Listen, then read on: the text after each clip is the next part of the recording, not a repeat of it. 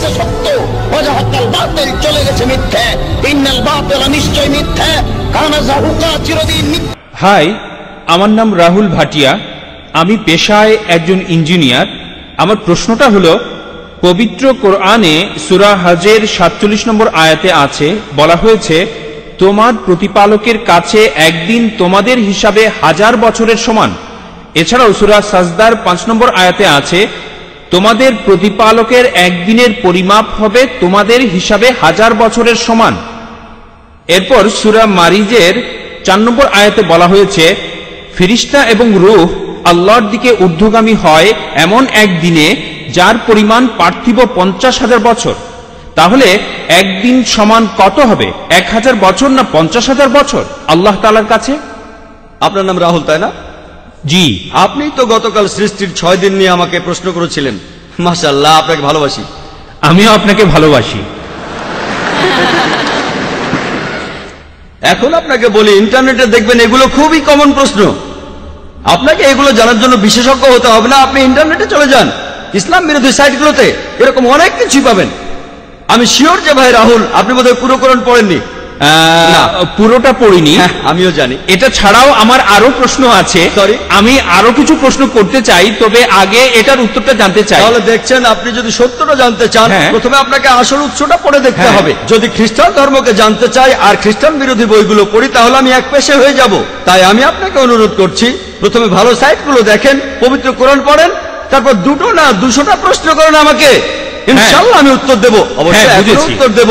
ওকে। তবে আমি দাওয়ার কাজে নিয়োজিত, এটা বুঝি যে লোকে ইসলাম বিরোধী সাইটগুলো দেখে, প্রথমে সেখানে নেগেটিভ পয়েন্টগুলো দেখে মেনে নিয়ে ইসলামের বিরুদ্ধে চলে যায়। ইসলাম সম্পর্কে জানতে হলে ভালো সাইটগুলোতে যান, এমন সাইটে যাবেন না যেমন অ্যানসারিং ইসলাম। এখানে আমি একটা কথা বলি, আপনার উত্তরটা দিচ্ছি, সমস্যা নেই। না না, যেটা আমি বলছি, আমি আসলে আধা ঘন্টা ধরে ইসলাম সম্পর্কে ভালো কথা বলতে পারলাম। আমি এখানে একেবারেই নিরপেক্ষ। আমি উত্তরটা দিচ্ছি, এটা নতুন প্রশ্ন না, এটা নতুন না। এই প্রশ্নের উত্তর অনেক আগে দিয়েছি আমি সবকিছু রেফারেন্স দিতে পারি। মাশাআল্লাহ ভাই, আপনি প্রশ্ন করলেন যে কোরআনে 2টো জায়গায় আল্লাহ বলেছেন একদিনের সমান হলো 1000 বছর। আরেক জায়গায় সূরা মারিজের 4 নম্বর আয়াতে উল্লেখ করা হয়েছে আল্লাহ তাআলার একদিনের সময়কাল হলো 50,000 বছর। এটা কি পরস্পর বিরোধী নয়? এক জায়গায় বলা হচ্ছে 1000 বছর, আরেক জায়গায় বলা হচ্ছে 50,000 বছর। আরবি ভাষায় এই শব্দটা হলো ইয়ম। এই শব্দটা হলো ইয়ম। ইয়ম। এখন ইয়ম এর 2টো অর্থ আছে। একটা অর্থ হলো দিন, দিন দিন 24 ঘন্টা একদিন। অন্য অর্থটা হচ্ছে একটা সময়কাল, একটা যুগ। এটা যে কোনো একটা সময়কাল হতে পারে। তাহলে ইয়মের একটা অর্থ হলো দিন, আরেকটা অর্থ হলো একটা সময়কাল। তাহলে যদি সঠিকভাবে কোরআন পড়েন, একটা আয়াত বলছে যে একদিন সবকিছু আল্লাহ সুবহানাহু ওয়া তাআলার কাছে উপরে চলে যাবে, যেদিনের পরিমাণ হবে 1000 বছর তোমাদের হিসেবে। একটা দিন, একটা সময়কাল, যেটা সময় হবে তোমাদের হিসেবে 1000 বছর। অন্য জায়গায় সূরা মারিজের 4 নম্বর আয়াতে উল্লেখ করা হয়েছে যে ফেরেশতাগণ যখন আল্লাহ তাআলার দিকে ঊর্ধ্বগামী হয়, এ সময় যে সময়টা লাগে একটা সময়কাল, যেটা পার্থিব 50,000 বছরের সমান। উদাহরণ হিসেবে আপনাকে বলি, ধরুন যদি আমি দুবাই থেকে আবুধাবি যেতে চাই, 1 ঘন্টা সময় লাগবে। আর যদি আমি দুবাই থেকে যাই ধরুন আমেরিকাতে, খুবই স্লো একটা প্লেনে, সময় লাগবে 50 ঘন্টা। দুবাই থেকে আবুধাবি যেতে আমার মোট সময় লাগবে 1 ঘন্টা।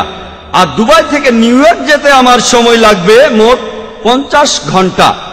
এটা পরস্পর বিরোধী কথা নয়, কারণ এই 2টো বিষয়ই আসলে আলাদা বিষয়। তাই আল্লাহ এক জায়গায় বলছেন একদিন সবকিছু তার কাছে চলে যাবে, সেটার সময় আলাদা। অন্য জায়গায় ফেরেশতাগণ তার কাছে যাবেন, সেটার সময়ও আলাদা। এটা পরস্পর বিরোধী নয়।